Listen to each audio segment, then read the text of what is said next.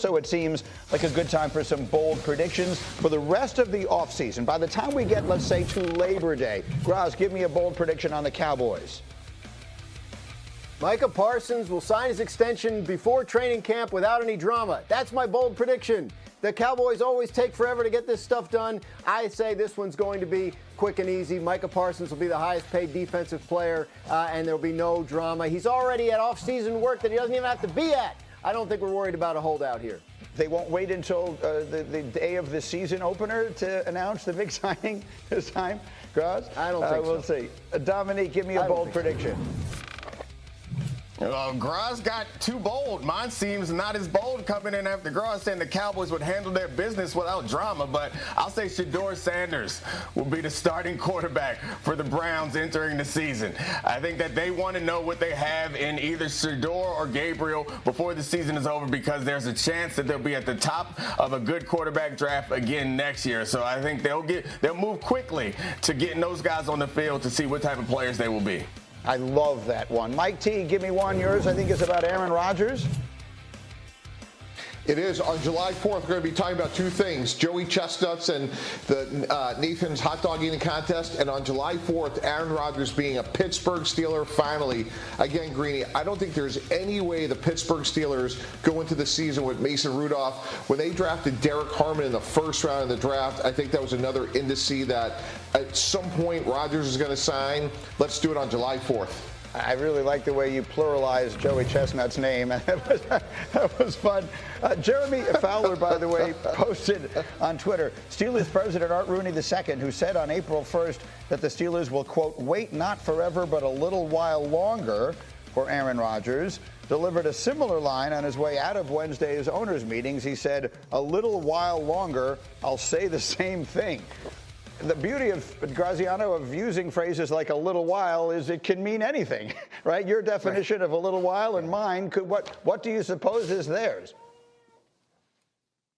I mean, look, I think the mini camp that's coming up here in the second week of June is an important date to watch. And I'm not saying it's a drop-dead deadline for the Steelers, but if Aaron Rodgers is not at that mini camp, that means he doesn't do any on-field work with the Steelers until the end of July, at the start of training camp. And that feels far-fetched to me that a 41-year-old who didn't play well last year, didn't play at all the year before, didn't play well the year before that, jumps right in at the start of training camp, picks up a new offense, and leads this team to that much more than Mason Rudolph could. I just feel like if he's not there by that minicamp, they have to look at other options. All right, and I will ask the question everyone in America is asking, which of you has a cat?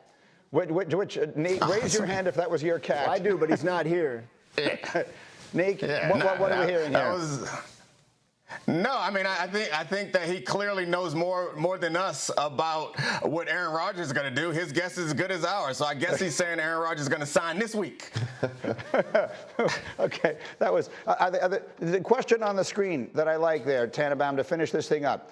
Are the Steelers making a mistake waiting like this?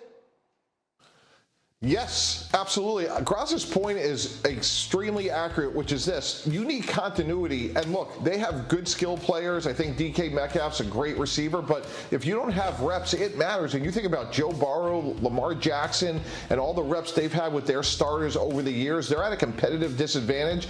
Now, look, Arthur Smith is a good coordinator. They're certainly going to run the ball, play action. But I think they're at a massive disadvantage when you think about the years that Burrow and Lamar Jackson have had compared to presumably what an Aaron Rodgers late June signing would be. Quick take from Michael Wilbon, if I can. See the question on the screen. Are the Steelers making a mistake waiting here like this for Aaron Rodgers? They're making a mistake if they let him anywhere near their building. What are we talking about? Do people just look at actually what happens in sports? Aaron Rodgers hasn't been relevant as a quarterback in the NFL for 4 or 5 seasons. What are we talking about? The Steelers are not. The hallmark of the Pittsburgh Steelers is not stupidity. It's a smart organization that makes right moves over decades.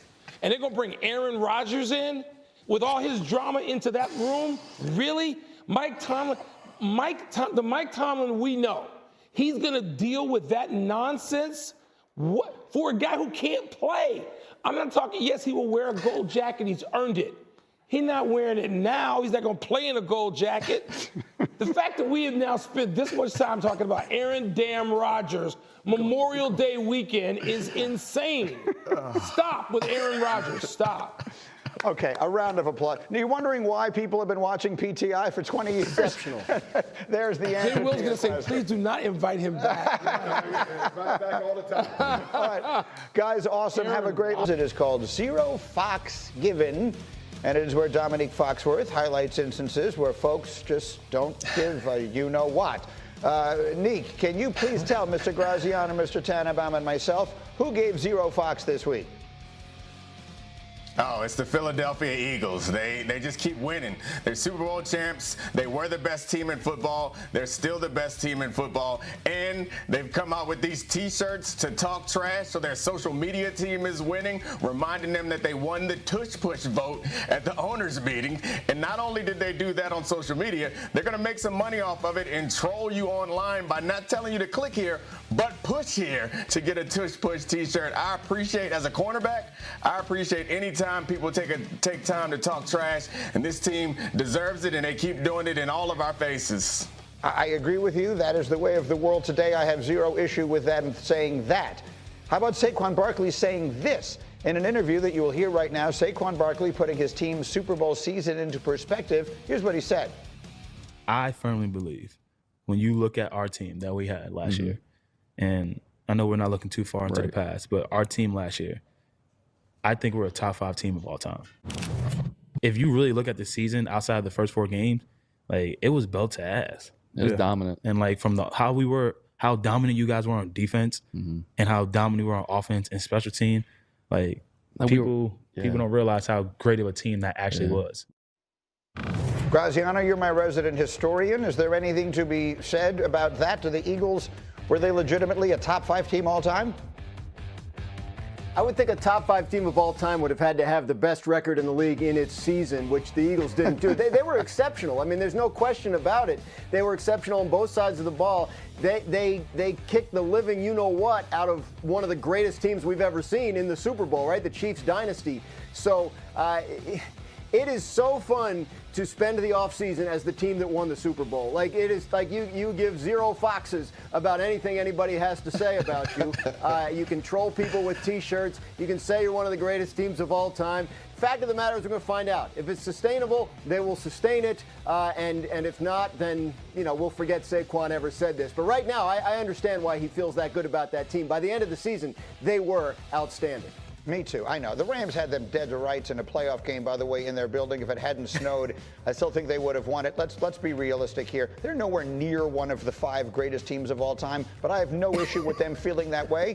Winning the championship means never having to say you're sorry. Here is the question that's on the screen that I like.